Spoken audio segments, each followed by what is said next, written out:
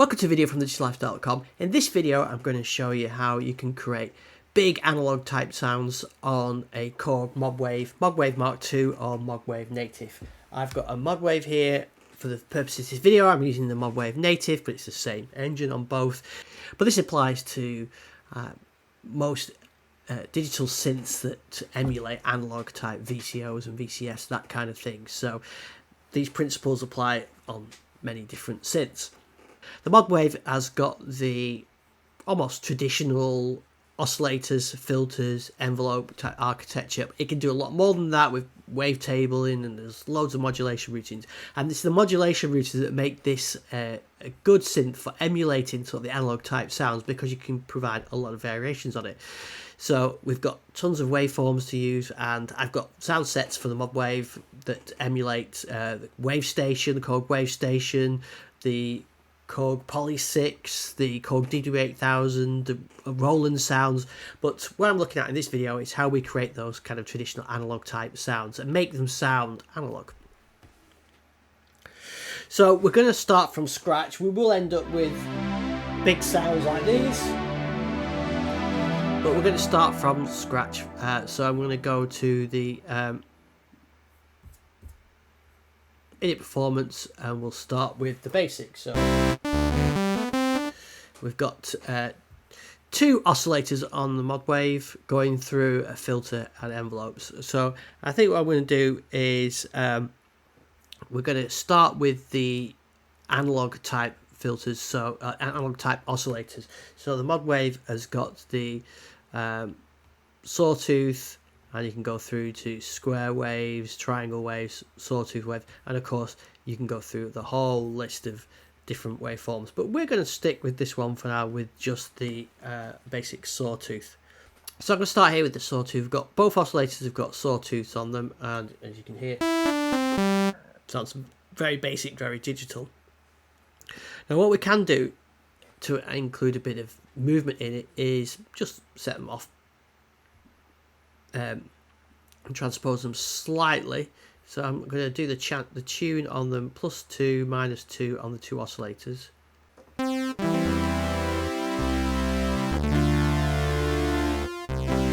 So you hear that phasing on them already. It still sounds very static. But what we can do is use some LFOs to get some movement on it. We can also adjust the phase. So if I put the tuning back to 0 and just adjust the phase, let you listen to that. So for this, what we could do here, we could, so this phase here, we could adjust this with a bit of LFO. So we'll use oscillator 1's LFO.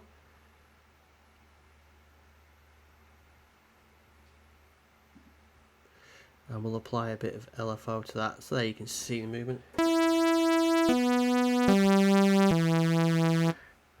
And I think to get the drifting effect, we probably want to do is to slow that down a bit. So we'll go to oscillators 1 LFO, slow it right down. And maybe I'll make it a bit more intense, but now we've slowed it down.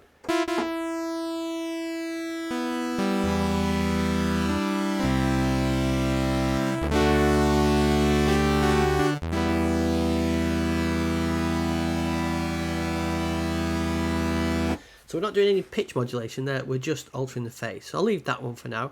And what we'll have a look at now is the LFOs. So I'm going to do that on the tuning. So on the tuning of oscillator 1, I'm going to use the pitch LFO.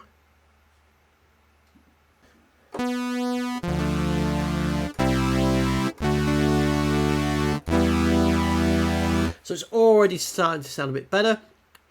And what we could do, we could pan those left and right as well. I don't think I will, but let's have a listen to it. Okay, let's leave that for now.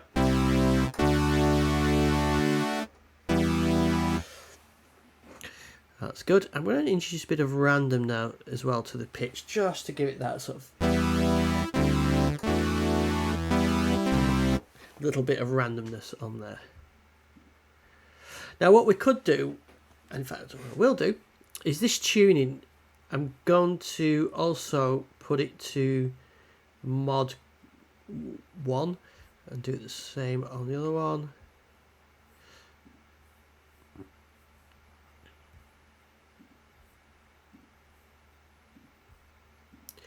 So that we can basically use the mod control to add that shifting in there. So I'm going to turn the intensity up a bit now.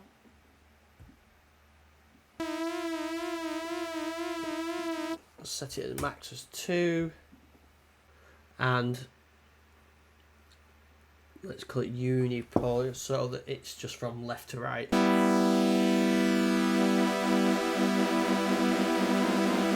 And I think what we should do, whereas I put that maximum value as 2, I think we should have the maximum value as 1. Okay.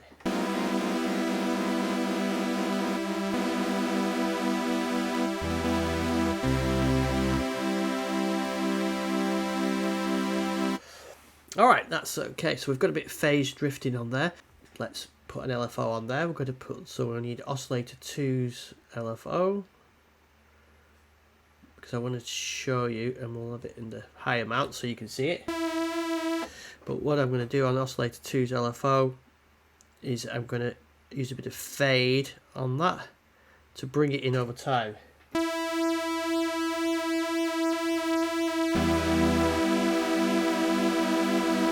Reduce this right down.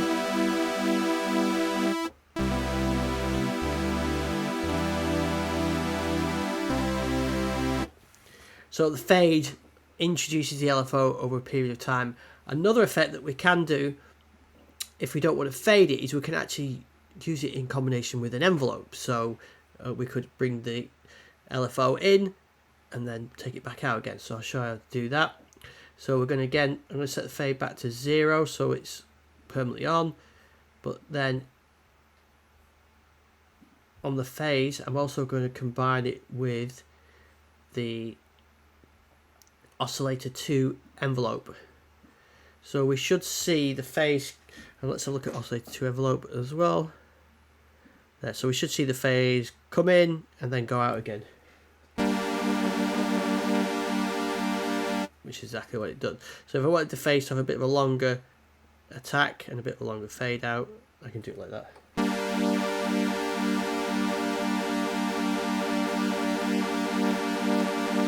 There. It gets quite extreme and then it fades out. But I'm going to save the envelope for something else, I think. So for now I'm just going to have it with a bit of slight phase, and I am going to oscillator 2's going to fade it in as well, and I'm going to reduce the frequencies down a bit so we've got a bit more.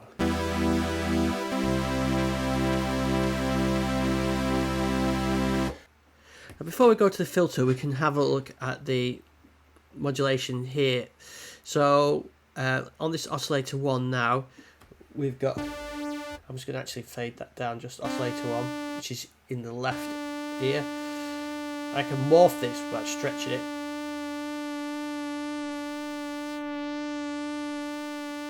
Or I could sync it, give it a classic sync sound. So there's that sync sound that you hear on analog synth, where you get the two oscillators synced together and then one's going out of tune, which changes the tune that causes that sync effect. We could use an envelope on the. We could use an LFO. We could use an envelope to have that syncing sound. So for that, so I could apply oscillator 1's envelope. Go extreme.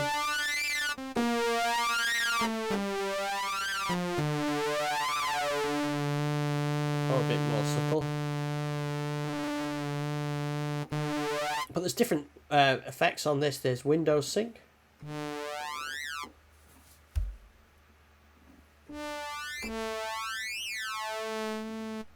We've got stretch. Flip. basically also select pulse width modulation on that. Mirror. And we've got narrow. So the other thing we could do as well is switch different waveforms.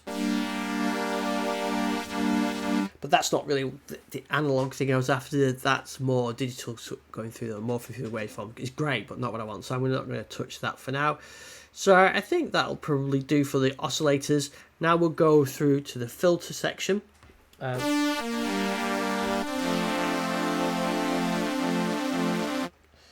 going to, with the Modwheel, you've got a modelled Poly 6 filter, a modelled MS-20 filter, and then you've got 2-pole and 4-pole options as well, and you've got high pass, low pass, and band pass. We'll initially stick with the Poly 6 model, reduce the cutoff down, and we'll apply the filter envelope. For this one, I'm going to make a pad sound, I think. So the filter envelope, I'm going to bring it slowly and then add a bit of decay and release. And for the amp, I'll leave that, but I'll add some sustain on it.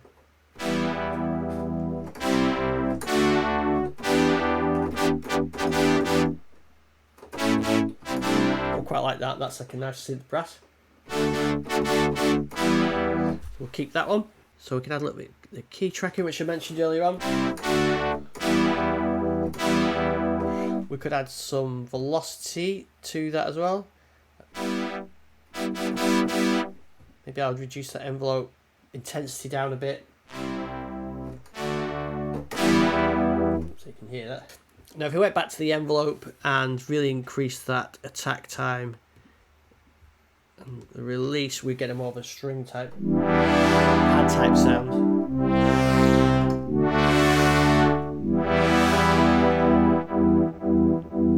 So what we could do is have a bit of LFO on that.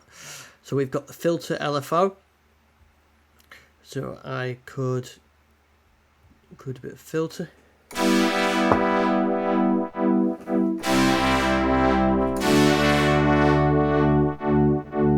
But what I am going to do with that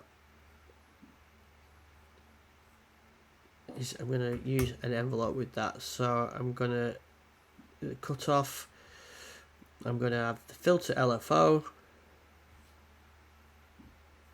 and the envelope, and we're going to use, we've got a few envelopes we could use, but I'll use the oscillator 1 envelope because that had the step that I wanted on it.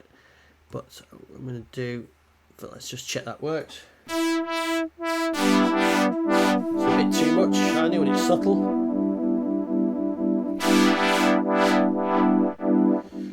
I'm going to reduce the intensity again a little bit more because it's a bit bright.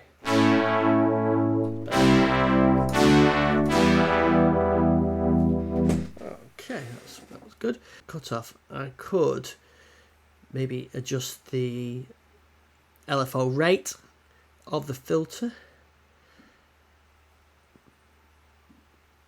on there using the Modwheel. Let's see what that sounds like. Yeah.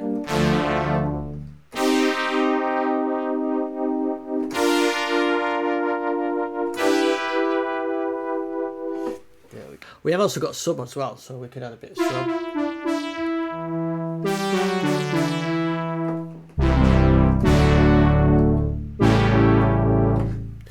Sounds good, so we'll leave that on that. We can also modify the waveforms, make them sort of 8-bit and that kind of thing, but that would be for more digital sound. Now the other thing we haven't done is anything with the Unison mode and Detune mode, so let's have a look at that. So this is using a single voice at the moment, but we could say go for a 4-voice type synth and a bit Detune. We can really rack that up.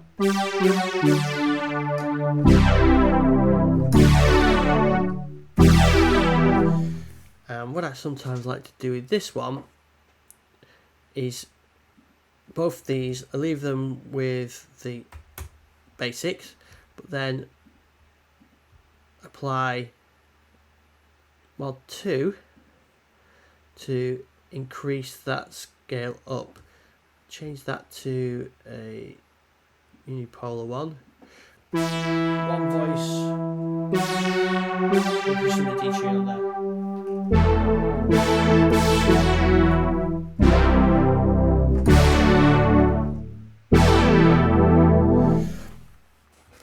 Go back to the filter.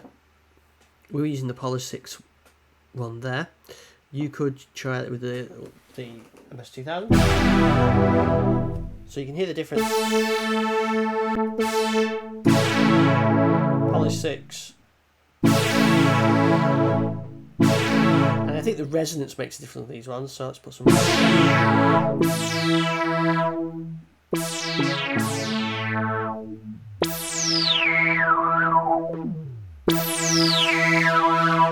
You can hear the MS2000 one's a bit more gnarly, which is it was known for.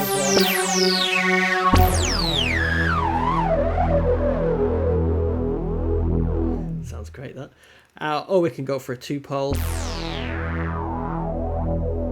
or a 4-pole. You can even go for something like a high pass.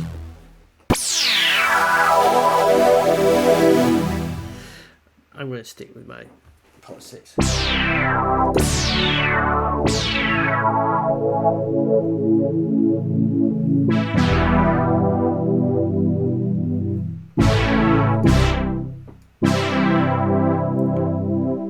Take my sub out because I think it's sounding a bit muddy. Okay, there we go. So now we've got.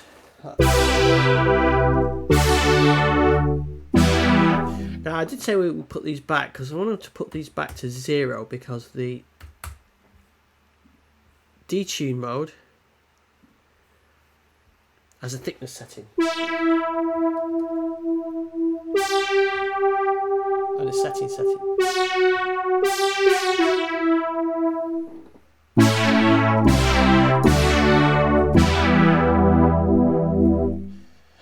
Now actually I prefer how we had it before, so sometimes it works better one way. If you've got just a straight single oscillator, it spreads it out quite nicely, but when you've already got the 2 oscillators being changed with the different ways we've done, actually this is sounding better, I think. But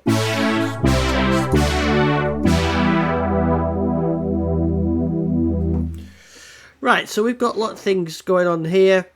Some more things that we can do is maybe just a little bit of master LFO, just a touch maybe. I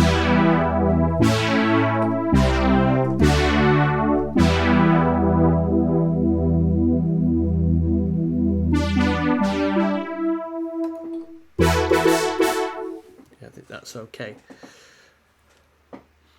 So now, we've got our big sounding brass sound on there, and we've got the various modulations in there to give it that movement. Now what you could do is go a completely different route and look at different waveforms.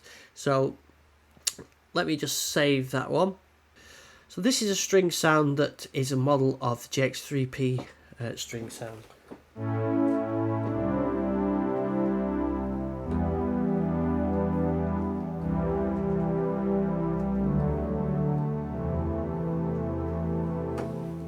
So this is a nice simple one actually. It's just using basic sawtooth waves to get that sort of effect. Now this one is a copy of Jupiter 8 type string sounds. So you can hear the tuning modulations I've got on there, and I'm using the saw width waveform, but I'm not doing any modulation on that. So let's put some modulation on that one just to show what that would sound like. We'll take the tuning back to 0. So she's straight. And let's put some LFO on the width of the sawtooth. we'll use oscillator 2's LFO for that one. So I'm going to apply it so it goes virtually all the way up. So I've just put that oscillator on its own.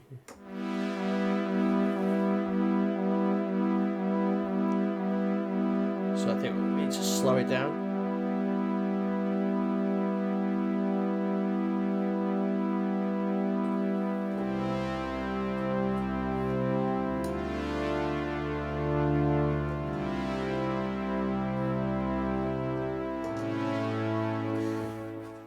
I like that. And then maybe we see what it sounds like with both oscillators.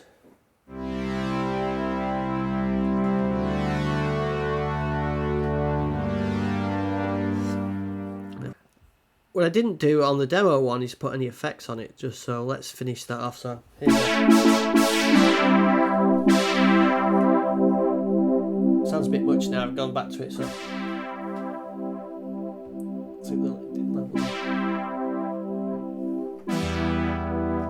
fact I'll bring that Unison down. That's better. Okay, so what I can do is go through to effects, and I always like a bit of compression, but I'm going to put a bit of vintage chorus on there and a bit of tape echo.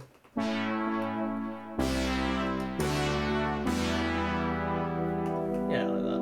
Maybe a little bit more. A bit more Unison. Now, one thing I haven't shown you yet is how we can use the motion sequencer. So this is a motion sequencer that you can use to affect real time the parameters. So for example, I could use one of the sequence lanes to actually alter the cutoff, and then that would do that. And you can, of course, you can do things like randomness on this as well, so it skips patterns on there. So let me find one that's using the sequencer.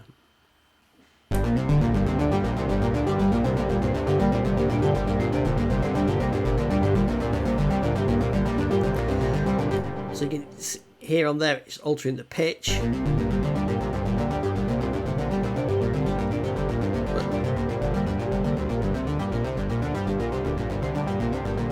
But I'm also using step C to alter the waveform select.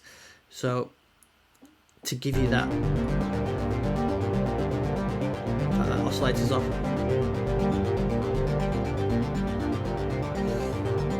So that's an example of the waveform being modified by the motion sequencer. So hopefully that was a quick guide, nice guide into how you can create sort of those big sounds with the modulation effects on the Modwave. I've got loads of sound sets you can download from digitalifestyle.com. Check out some of those. A lot of analog type sounds. I've modelled the JX3P and the Juno and JP sounds, but there's also got some digital ones like the PPG Wave and the DW8000 as well. So it's a very versatile synth, the Modwave. So check those out.